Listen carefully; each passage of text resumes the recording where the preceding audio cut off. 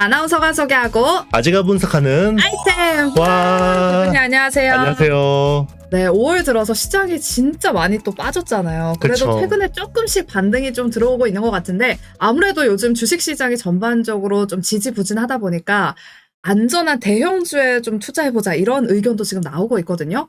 최근에 또 이재용 삼성전자 회장이 테슬라의 일론 머스크 CEO를 만났습니다. 이걸 두고 또 시장에서는 삼성전자와 테슬라가 뭔가 또 협력을 맺지 않을까 이런 기대감이 들면서 관련 수혜주 찾기에도 나서고 있거든요. 삼성과 테슬라의 기술 동맹, 이게 확실한 이슈인 건지 어떻게 보실까요? 기존에도 확실하게 협력을 하고 있어요. 테슬라 이제 전기차의 그 두뇌 역할을 하는 칩이 이제 FSD라는 칩이거든요. 네. 풀 셀프 드라이빙이라는 이제 자율주행차 칩인데 그 칩이 지금 14나노 공정인데요. 그게 이제 삼성 오스틴 팹에서 생산하고 있습니다. 근데 이제 요 차세대 제품 이제 7나노, 5나노 갈 거 아니에요? 여기를 이제 잡으려고 TSMC하고 삼성하고 지금 서로 박터지는 경쟁을 하고 있고, 그리고 이제 삼성그룹 같은 경우는 테슬라하고 협력할 게 많죠. 네. 뭐 삼성 SDI 같은 경우는 원통형 배터리 협력할 수 있고, 그리고 삼성 전기 같은 경우는 카메라, 테슬라 전기차에 이제 납품하게 되죠. 뭐 이런 쪽도 이제 협력을 할 수 있는 거고. 그러니까 앞으로 서로 협력할 게 무궁무진하고요. 그리고 이제 제일 중요한 거는 결국 그 테슬라 FSD 칩이에요.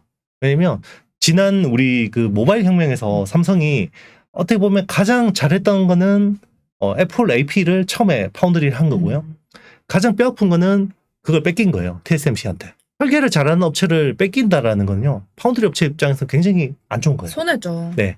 그런데 앞으로 우리 벌어질 10년간의 혁명은 모빌리티 혁명이잖아요. 그쵸. 네, 이제는 그동안에는 이제 휴대폰이 컴퓨터로 바뀌는 걸 봤고, 이제는 자동차가 컴퓨터로 바뀌는데, 그럼 그 두뇌 칩 역할을 하는 게 FSD이고, 결국 이거를 여러 번 파운드리 하는 회사가 실력을 내재화할 가능성이 높아지겠죠. 그렇기 때문에 지금 테슬라 FSD 칩 차차 세대 제품까지 수주하는 것은 굉장히 중요하다 볼 수 있고요. 그걸 위해서 이제 그 일론 머스크 CEO를 만난 거고, 그리고 젠슨 왕 그 CEO도 만났잖아요. 엔비디아 CEO도 만났는데, 물론 이제 엔비디아가 GPU도 굉장히 잘하죠. 그리고 요즘에 AI 서버 쪽에 필요한 GPU, 제너럴 퍼포즈 GPU라는 것도 굉장히 많이 중요한데, 엔비디아가요 의외로 레벨 3 자율주행차 쪽에서 두뇌 역할을 하는 칩 굉장히 잘해요. 네, 그거를 최근에 8나노 공정을 또 하나 수주를 했거든요, 삼성이. 네. 삼성 파운드리가 2027년까지 비모바일에서 매출 비중 50% 이상 올리겠다. 여기서 핵심적인 게 차량 칩이잖아요. 네, 그런 부분에서는 아주 하나도 거를 것 없는 중요한 미팅들 하고 왔다고 볼 수 있겠습니다. 우리 이형수 대표님께서 그만 말씀해 주셨던 것처럼 이제 시대가 모바일 혁명에서 모빌리티 혁명으로 또 넘어가고 있잖아요. 그래서 이재용 회장이 나설 정도로 지금 자동차용 시스템 반도체가 바로 삼성의 미래 주력 사업 중 하나가 됐습니다. 네. 전기차에 좀 수혜를 입을 만한 섹터로 카메라 모듈 섹터가 네네. 또 꼽히고 있더라고요. 그래서 오늘은 삼성전기 이야기를 해보도록 하겠습니다. 네. 원래 삼성전기는 또 휴대폰 부품 업체였잖아요. 네. 언제부터 이렇게 전기차 부품 업체로 좀 탈바꿈을 한 건지 언제부터였을까요? 스마트폰 시장이 꺾이고 나서부터죠.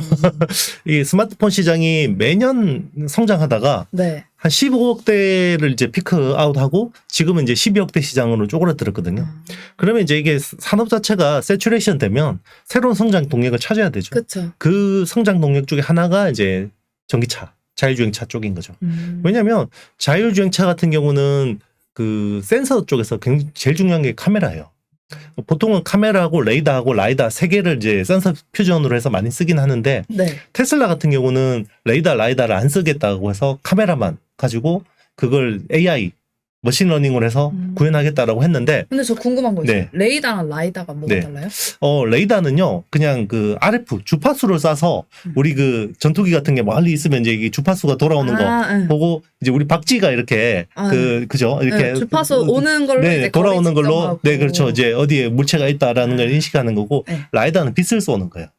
빛을 쏴서 이게 돌아오는 걸 가지고 이제 시간을 연산을 하거나 이런 식으로 해서 이제 하는 거고요. 그러면 쉽게 이야기하면 자율주행차에서 아주 멀리 있는 거는 레이더 가지고 네. 거리를 측정하는 거죠. 이렇게 아주 멀리 있는 자동차 같은 경우는. 그리고 뭐 한 50m, 100m 내에 있는 것들은 라이다가 또 중요한 역할을 하겠죠. 그리고 이제 근처 가까이 있는 것들은 카메라. 카메라. 네. 그런데 이제 테슬라는 카메라 해상도를 높이면 이거 라이다가 엄청 비싸거든요. 이거 빼고 할 수 있다라고 하는데 최근에는 레이더 쪽을 좀 다시 적용하려는 이런 움직임들도 있어요. 이게 기술이 생각보다 좀 쉽지 않다. 그리고 이게 또 비 오고 이러면 또 비전 쪽은 잘 안 그쵸, 보이고, 네. 맞아. 안개 끼고 이러면 좀 안 되는 부분들이 있어서 라이다는 아직은 안 쓰려고 하는데 레이더는 한번 써볼까 이런 생각을 좀 하는 것 같아요. 네. 네, 또 최근 삼성전기가 전기차 부품 MLCC를 세계 최고 용량으로 개발하면서 시장 공략에 나섰다고 하는데 제가 MLCC를 검색해 보면 네네. 항상 같이 뜨는 게 수동전자가 같이 이야기가 수동소자. 나오더라고요. 수동소자. 네네. 수동소자가 도대체 뭐예요? 네네.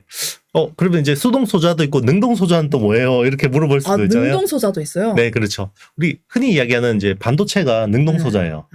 그러니까 반도체가 능동 소자고 이 반도체를 보조하는 회로상의 부품들이 수동 소자인데 대표적인 게 이제 3대 수동 소자라는 게 있어요. 네. MLCC라는 게 커패시터거든요. 커패시터가 있고 이제 커패시터의 한 종류가 MLCC예요. 네. 적층 세라믹 컨덴서거든요. 컨덴서하고 캐패시터는 같은 말입니다. 그 MLCC가 있고 그 다음에 저항이라는 게 있어요. 저항. 예, 우리 옛날에 그 학교 다닐 때 그 과학 물리 시간에 배우는데 저항. SS 오hm 있잖아요. 오hm. 네. 그게 저항이고요. 그리고 인덕터라는 게 있어요. 인덕터는 그러니까 이제 그 MLCC는 전압을 제어한다고 생각하면 되고요. 네. 그 인덕터는 전류를 제어한다고 생각하시면 돼요. 그러니까 과전류가 오면 안 되기 때문에 코일 같은 거를 감아 넣어서 이렇게 이거를 제어를 하는 건데요. 그게 이제 3대 수동 소자인데 제일 큰 시장은 MLCC 쪽이에요. 이게 왜 그러냐면 스마트폰이나 태블릿 PC나 전기차나 굉장히 어떻게 보면 전자제품의 깨소금처럼 다 들어간다 생각하시면 돼요. 네. 그래서 뭐 이야기가 나올 때 항상 MLCC가 이야기가 가장 많이 나왔던 게 이거 때문이구나 싶은데 그렇다면 MLCC는 도대체 어떤 역할을 하는지 그리고 네네. 이 삼성전기가 개발한 이번 제품이 어떤 경쟁력이 있는지 좀 차이점이 있는지 궁금하거든요. 설명해 네네. 주실게요. 그러니까 이제 그동안에도 MLCC는 그 스마트폰 쪽으로 주로 하다가 네. 자동차 쪽으로도 하긴 했어요. 삼성이. 그런데 이제 그동안에는 저기 인포테인먼트 쪽 있잖아요. 네. 우리 보면 자동차 앞에 보면 센터페시아 같은 맞아요. 태블릿 하나 박혀 있잖아요. 이런 것 쪽으로 많이 했어요. 그러니까 사실은 전자제품하고 기존 비슷한 거죠. 물론 이제 자동차는 굉장히 어떻게 보면 가혹한 환경에 노출될 수가 있잖아요. 아주 추운 지방이나 아주 더운 지방에 강하고 그렇죠. 그런데 이제 견딜 수 있어야 되기 때문에 내구성도 좋아야 되고 신뢰도도 높아야 되는데 이런 쪽을 많이 하다가 제일 어떻게 보면 부가가치가 높고 기술 난이도가 어려운 게 파워트레인 쪽이에요. 그러니까 엔진 쪽 주변에. 그러니까 뭐 전기차는 엔진이라 그러면 배터리 쪽이겠죠. 네. 그러니까 배터리 주변에는 굉장히 고전류, 대전류가 흐르고 고전압이 흐르고 그러면 그 주변에 있으면 굉장히 딱 타기 좋겠죠. 그렇죠. 그러니까 타지 않고 잘 견딜 수 있는 그게 필요한데 그게 굉장히 고용량이 필요하고 그리고 만들기도 어렵고 부가가치도 높은 거죠. 그런 쪽을 이제 일본 회사들이 많이 했어요.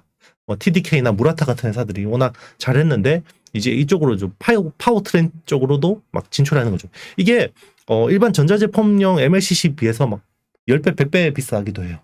그렇기 때문에 부가가치가 굉장히 높다고 볼 수 있죠. 그러면 부가가치도 이렇게 뭐 어떻게 보면 돈을 좀 많이 벌 수 있는 그런 사업 중에 하나가 지금 MLCC인 거잖아요. 네네, 맞습니다. 기본적으로 또 삼성전기는 이런 카메라 모듈 그리고 패키지 기판 생산도 주력 사업으로 하는데 네네. 이쪽은 매출이 좀 어떻게 되는지 네네. 또 이것도 궁금해요. 일단 이제 작년 기준으로 보면요. 삼성전기가 작년 매출 9조 4천억 정도 했어요. 올해는 약간 소폭 하향할 것 같습니다. 하락해요? 네, 8조 7천억. 왜냐면 스마트폰이 안 좋으니까. 네. 아, 그래서 작년에 보면 MLCC 쪽이 4조 1천억 정도 했어요. 그리고 이제 카메라 모듈 쪽이 3조 2천억 정도 했고요. 오. 그리고 그리고 이제 그 기판, 플립칩 CSP 쪽이나 플립칩 BGA 쪽이 2조 정도 했어요. 네. 그래서 올해는 좀 그 기판 쪽은 좀 별로 안 좋을 것 같고 MLCC하고 카메라 모듈 쪽은 많이 좋아질 것 같아요. 왜냐하면 스마트폰 물량 자체는 좀 많이 안 좋은 상황이지만 지금 갤럭시 S 시리즈 같은 경우는 2억 화소 카메라 같은 것들 적용되잖아요. 이런 것들은 단가가 굉장히 세거든요. 그러니까 이런 부분은 좀 기대할 수 있고 그리고 MLCC 쪽은 이제 전기차나 이제 애플리케이션이 확장되는 그런 부분에서 좀 성장성을 기대할 수 있습니다. 네, 앞으로 삼성전기의 MLCC의 고성장을 한번 기대해 보면서 그런데 약간의 악재라면 악재라고 할 수 있는 이슈가 글로벌 이슈가 하나 나왔어요. 바로 미국 의회에서 자국 내 인쇄 회로 기판 그러니까 PCB 사업을 보호하는 방안을 이제 칩스법에 포괄하자 이런 법안이 발의됐는데 네. 만약에 이 법안이 진짜 통과되면 반도체 기판을 생산하는 이 삼성전기에 좀 악재가 될 수 있을 것 같거든요. 네네. 이 삼성전기 매출에 악영향이 있지 않을까요? 당연히. 있을 겁니다. 네. 그런데 이제 뭐 법이라는 게 뭐 칩스법이나 IRA 법 같은 경우도 이 채찍도 있지만 당근도 있잖아요. 그렇죠. 네, 그러면 또 미국 내나 아니면 멕시코나 캐나다 쪽에 투자를 하라고 할 보조금을 줄 수도 있는 거고, 네, 또 이게 뭐 마냥 악재인지도 모르겠고요. 일단 반도체 그 규제가 확장되는 그림은 맞는 것 같아요. 확장되는 건 맞는데 그렇게 되면 뭐 비단 우리나라 기업들도 피해를 보지만 사실 반도체 기판 쪽을 제일 잘하는 곳은 일본하고 대만 쪽이거든요. 그렇기 때문에 뭐 우리나라만 피해 보는 건 아니고 일단 이제 우리가 앞장서지 말고 이제 일본하고 대만한테 좀 미국 정부한테 강하게 항의해봐 이렇게 좀 이야기를 해야 되지 않을까. 손 안 대고 살짝 코 푸는 느낌. 아 근데 꼭 우리가 또 나설까봐 또 이러면 네 나서지는 않겠죠. 네네. 네, 설마 네네. 일단 손 안 대고 코 푸는 게 가장 제일 최고의 좋은 건데, 전략인 네네. 걸로. 그렇죠. 이제 칩스법도 굉장히 독하게 나오니까 네. TSMC에서 막 뭐라 그래주잖아요. 네, 그러니까 좀 완화해주고 이런 제일 좋은 거죠. 네, 칩스법이 어떻게 될지는 앞으로를 조금 네. 더 지켜봐야 될 것 같습니다. 네. 그리고 또 한편으로는 이 삼성전기의 매출에서 삼성전자가 40% 정도를 차지하는 걸 보고 지나치게 너무 삼성전자의 의존도가 높은 거 아니냐 이런 시각도 있거든요. 네, 판매처 다각화에 대한 이슈는 좀 어떻게 삼성전기가 해결하고 있을까요? 굉장히 많이 낮아진 거예요. 낮아진 네. 게 40%예요? 네, 그럼요. 옛날에는 훨씬 더 높았고요. 하긴 삼성전기니까. 그렇죠. 계속 이제 낮아지고 있는 거고 카메라 같은 경우는 이제 전기차 쪽을 하면서 네. 이제 테슬라라든지 주요 자동차 메이커들하고도 많이 거래가 되고 있고 그리고 MLCC도 이제 그동안에는 뭐 만들면 대부분 삼성전자 쪽 스마트폰이 들어갔겠죠. 네. 그리고 뭐 가전이나 이런 쪽에 들어갔을 텐데 계속해서 이제 확장이 되면서 비삼성 쪽 매출 비중이 커진다라는 건 굉장히 긍정적이죠. 그러면 최근에 또 삼성전기 주가를 보면 네. 한 4월 초반만 하더라도 한 15만 원대에서 움직이던 게 지금 막 13만 원대까지 뚝 네. 떨어졌거든요. 지금 조금 저점이라고 봐도 괜찮은 건지 지금부터 조금씩 담아봐도 괜찮을까요? 삼성전기? 네. 충분히 괜찮다고 생각하고 있고요. 네. 일단 이제 그 MLCC 쪽도 그러니까 모든 지금 전자 부품들 반도체뿐만 아니라 대다수 부품들이 올 초에는 다 공급 과잉이고 재고가 많았었거든요. 그런데 MLCC 쪽 같은 경우는 재고 조정을 좀 빨리 했어요. 재작년 2021년부터 재고 조정이 들어갔기 때문에 이번 그 공급 과잉 사이클에서 좀 상대적으로 좀 영향이 덜했고 지금 이제 재고가 45일 수준으로 굉장히 안정적인 수준까지 와 있기 때문에 그리고 최근에 이제 중국 MLCC 업체들이 가격 인상하기도 했거든요. 그런 것들 보면 일단 업황이 바닥을 찍고 올라오는 건 확실한 것 같고요. 이제 그게 시장이 좀 너무 급하게 선반영했다가 여기 네. 좀 조정 또 다시 약간 쿨다운 되는 분위기이기 때문에 분할 매수로 모아가는 거는 저는 좋은 전략이라고 보고 있습니다. 삼성전기에 대해서 좀 고민하셨던 분들께는 좀 좋은 그런 투자 전략 참고로 활용해 보시고요. 그리고 마지막으로 한 가지 질문이 있다면 우리 이영수 대표님이 좋아하는 기업 중에 하나 아비코전자가 네네. 오늘 지금 녹화일 기준으로 목요일인데 지금 또 급등이 나오고 있거든요. 네네. 지금 어떻게 좀 투자 전략 좀 세워주실까요? 이것도 제가 말씀드렸었어요. 왜냐하면 감산 들어가잖아요. 네. 디램 업체들 감산 들어가면 감산을 뭘 하겠냐는 거죠. DDR4를 감산하는 거예요. 네. 그러면 DDR5 전환 그 속도가 굉장히 빨라지는 거죠. 근데 아비코 전자가 왜 뜨냐면 DDR5 모듈에 들어가는 그 메탈 파워 인덕터를 납품하는데 이게 DDR4에 없던 게 새로 들어가는 거잖아요. 그러니까 사실 지금 DDR5 수혜주 중에 가장 퓨어하다는 주식을 아비코 전자를 많이 꼽거든요. 네. 그리고 아비코 전자의 매출의 절반이 의외로 기판 쪽이에요. 자회사 아비코테크가 100% 자회사인데 여기 매출이 전체 매출이 절반 정도 되는데 지금 자동차 쪽은 다 제가 말씀드렸지만 좋다고 했잖아요. 네. 수요 상황이. 그러니까 이제 이게 안정적인 데다가 DDR5 모멘텀이 되지니까 막 주가가 이제 움직이는 거죠. 우리 아이템 열심히 보시면 투자 아이디어들이 곳곳에 이렇게 있습니다. 네. 맞아요. 아니 네. 이형수 대표님께서 항상 아비코 전자를 진짜 여러 번 강조해 주시면서 아이템에서 많이 다뤘었는데 또 이렇게 한번 급등이 나오니까 또 괜히 뭐 당연히 제 포트에는 없지만 마음이 뿌듯하고 네네. 우리 구독자 여러분들은 수익을 챙기셨겠구나 하면서 마음이 또 푸근해지더라고요. 네, 오늘의 영상이 마음에 드셨다면 좋아요, 구독, 그리고 알림 설정, 댓글까지 많이 부탁드립니다. 아이템 제가 준비한 순서는 여기까지고요. 다음 주부터는 아이템이 조금 더 새로운 모습으로 또 돌아온다고 해요. 네. 네, 다음 주 이 시간도 여러분들 기대해 주시기 바랍니다. 그럼 안녕! 안녕.